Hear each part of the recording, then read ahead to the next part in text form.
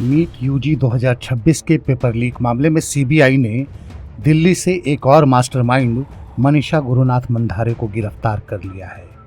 महाराष्ट्र के पुणे की वरिष्ठ बॉटनी शिक्षिका हैं मनीषा गुरुनाथ मंधारे। वह नीट यूजी 2026 परीक्षा प्रक्रिया से जुड़ी हुई थी। नीट पेपर लीक केस में सीबीआई ने यह 9वीं गिरफ्तारी की है। जांच एजेंसी के मुताबिक biology lecturer Manisha Mandhare national testing agency की NEET UG paper setting committee का हिस्सा थी। यह गिरफ्तारी इस रैकेट के मास्टरमाइंड प्रोफेसर पीवी कुलकर्णी और अन्य आरोपियों से पूछताछ के आधार पर की गई है। बता दें कि मनीषा मंधारे को एनटीए की ओर से एक विशेषज्ञ के रूप में नियुक्त किया गया था। यही वजह है कि बॉटनी और जूलॉजी के प्रश्न पत्रों तक उनकी पूरी पहुंच थी। सीबीआई का आरोप है कि मनीषा मंधारे ने परीक्षा से पहले अप्रैल 2026 में पुणे की मनीषा वाघमारे के जरिए परीक्षार्थियों को इकट्ठा किया था और अपने पुणे स्थित आवास पर उनके लिए सीक्रेट कोचिंग क्लासेस चलाई थीं। बता दें कि मनीषा वाघमारे को सीबीआई ने 14 मई को ही गिरफ्तार कर लिया था।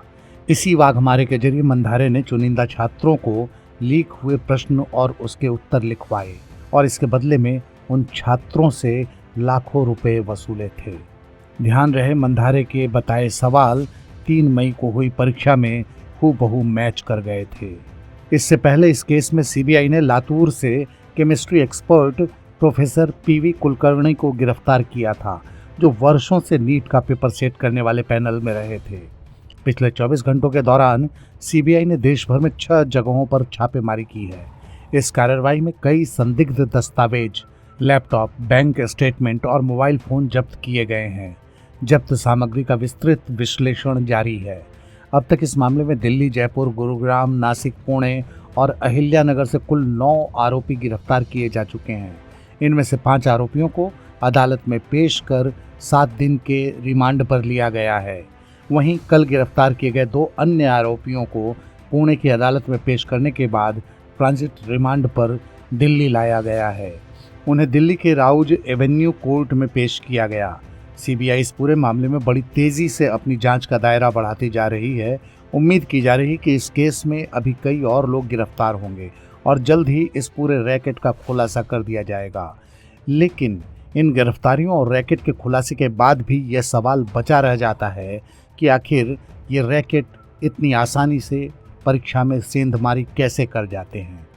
जाहिर है इसका जवाब हमारे परीक्षा सिस्टम की कमियों में छुपा है। इसलिए जब तक हम अपने सिस्टम को दुरुस्त नहीं कर लेते, तब तक इस तरह की अनहोनी हमारे सिस्टम पर सवाल उठाती रहेगी।